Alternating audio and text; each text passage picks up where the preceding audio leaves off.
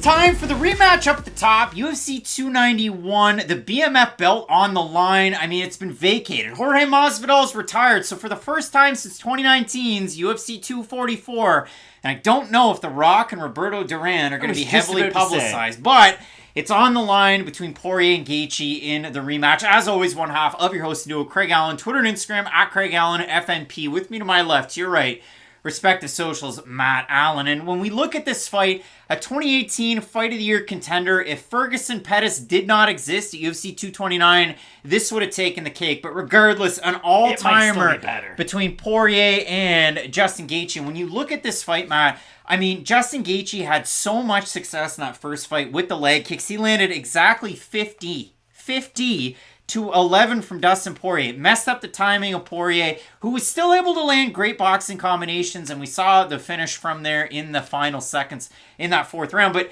when you look at this fight, Matt, and everything these two guys have gone on to accomplish, all the fight of the nights, all the performance bonuses, the fact that both of these guys, in addition to Tony Ferguson, won interim championships. For Poirier, it was over Max Holloway in their rematch. For Gaethje, it was over Ferguson at UFC 249.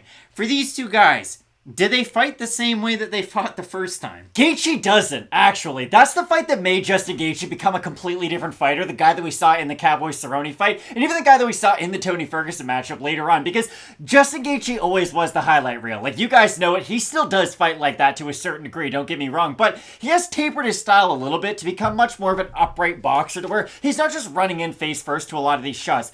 This is the only zag I'm going to have. Yes, he had a lot of success with the leg kicks. He also got knocked out off a counter to a leg kick, though. And that's the big thing. Like, the left straight from Poirier hurts Justin Gaethje as he's throwing a right leg kick. And then it's just a giant blitz. Then it's a big blitz. But that's the shot that puts Justin Gaethje on skates and what really hurts him. And I'll be honest, even going back, and I can find this text message, I had friends that were texting me during the first matchup of these guys saying, Poirier's done, it's over, after the third round, because that's how hurt he did look. And their first fight's so good, please go back and watch it. One of the great MMA fights of all time. It truly is, because not only are these guys kind of brawlers, right, where they will eat a shot to give a shot, they're both pretty technical at this stage of their careers too. And that's why you're not just going to go in there and see two meatheads throw big power shots. Poirier is still an intelligent defensive fighter, even though he's been hurt by some big shots, but he's also fought Eddie Alvarez twice. Like, Michael, like, his level of competition is extremely high, so you're going to get some of those losses.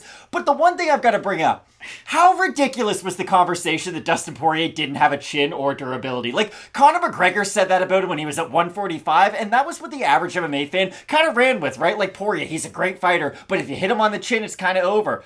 He's completely reversed that part of his career on this run at 155 pounds. And I do think for him it was a matter of finding the right weight class, because he was almost having too much success at 145 to force the move up to 155. But ever since he's made the move, Anthony Pettis fight looked amazing. The Gaethje fight, like, he has really redefined himself at 155. Since losing to Conor McGregor, Dustin Poirier is 13-3 with a no contest in the UFC. The no contest, the illegal knees that were unintentional against Eddie Alvarez, but you look at it for both these guys. Gaethje comes in with a Fight of the Year contender against Michael Johnson, follows it up with a Fight of the Year against Eddie Alvarez, both of those in 2017. Gaethje has won 11 bonuses, and he's had 11 fights in the UFC. The only ones that weren't bonuses for him, his loss to Charles Oliveira, and then he had one other tricky double one. Bonus. Yeah, that's it. He'll double bonus when that was Habib fight was tough. The Habib fight and then the Charles Oliveira fight. Not bonuses for Gaethje. But if you do look at it for Gaethje, whether it's the Tony Ferguson fight to win the interim championship, going for it. Not giving a hoot. And if you do look at it in his last time out against Fiziev, majority decision win where?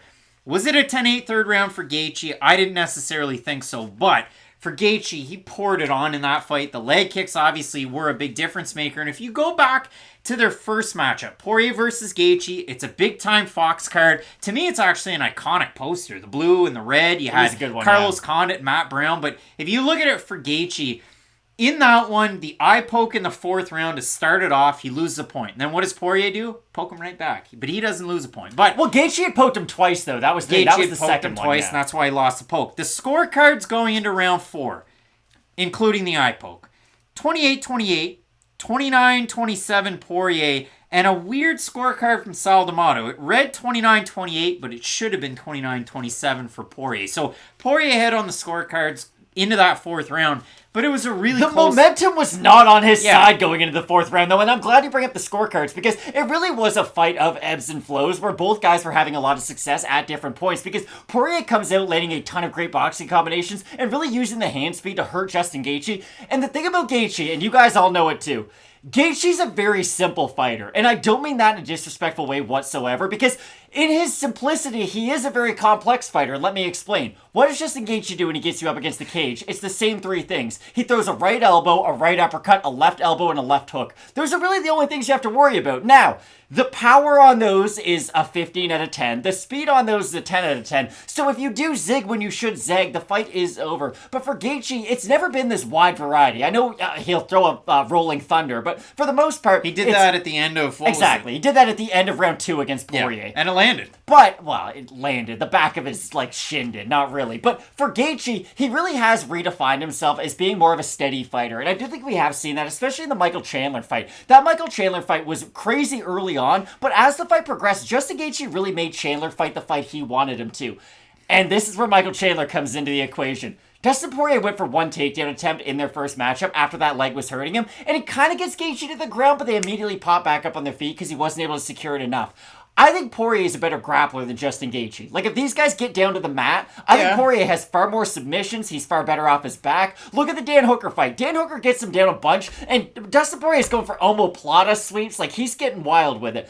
But Justin Gaethje has that wrestling background. I just don't know if Gaethje's wrestling is going to be able to hold up to 5 rounds, because I do think we're going to see a little bit more grappling out of Poirier, because look at what he did against Michael Chandler. Hurts him, gets him down, and the second he's hurt, he does go for the RNC. D1, and you know it, because, what was it? Before one of his recent fights, they had all the promos about Justin Gaethje. He's going back to the University of Northern Colorado. They're going to honor him, and they do. And we talk about his wrestling in every single fight, but he never uses it. He had that slam over Kevin Kroom years ago, which I'm sure people love to watch. But if you watch Gaethje fights early on, a lot of slams, a lot of big actions, and then he gets to World Series, becomes the champ, and the wrestling goes away, and the Gaethje that we know today is what comes out. If you haven't watched the Luis Palomino fights, go watch them. Watch all of his old fights. If you look at Gaethje, even in the Fiziev fight, he gets an actual takedown. That really happened. It doesn't last for very long. He doesn't get anything out of it, but he did go for a takedown in that one. Poirier credited in the first fight against Gaethje, 0-5 with takedown attempts, 174 to 115, the significant strikes in that one. And the big thing off the leg kicks from Gaethje, an orthodox stance for a right-hand dominant southpaw that is Dustin Poirier, you're always going to see he's going to open up with a 3-2 combo, but then he starts ripping to the body. And he's the type of guy that's going to go right hook to the body as well as that looping left hook as well. So look out for that from him. But for a guy in Poirier to get to the top of the mountaintop, lose to Khabib, still have crazy fights in his own volition, that's great. And you look at the guys that Poirier trains with, not just the guys that Gaethje trains with, but the guys that Poirier trains with at American Top Team. Chris Duncan, have you ever heard of him? Yeah. I think Poirier made Duncan a hell of a fighter against Yanala Shmooz. But Johnny Eblin, you also have Yaroslav Amosov and Mateusz Gamrot. So guys that are going to get you into those. And it's not just they're in the same gym, too. Because that can sometimes happen where guys might fight in the same gym, but they're there at different times. People have different schedules. Poirier is directly training with all those people that you just mentioned. Him and Gamrot are in each other's social media all the time training one-on-one. And if you look at it for Gaethje, Onyx Labs, the gym with Trevor Whitman, former coach of the year. A wild man. That guy loves the striking. But if you do look at it and the guys that he's training with, we threw a picture up there a couple of weeks ago for the Jack Della fight. Basil Hafez is one of those guys, in addition to Usman's. And then you've got a guy like Matt, who's the guy that trains at Ruka Sport that you know and you love, Rafa Garcia. That's the main training partner of it. Justin Gaethje is just going to put his head down and march forward and land a lot of strikes. So you look at this matchup in the first fight, Poirier minus 135, Gaethje plus 105. If you look at it right now, they're pretty much the same odds as the first fight. Which makes sense. And when you look at fights like this, Matt, we do get the opportunity to throw it out to you guys there in the YouTube community tab. You guys support us so well. I'm so excited for this fight, Craig. On the YouTubes. Yeah, and it's a great fight card. Two of the most aesthetically pleasing strikers in MMA get to fight each other for a second time after they had a fight of the year the first time around. If that doesn't sell you on this, you just don't like the sport enough. The knockdown, the walk down, we throw it on over to you in the community tab, Matt.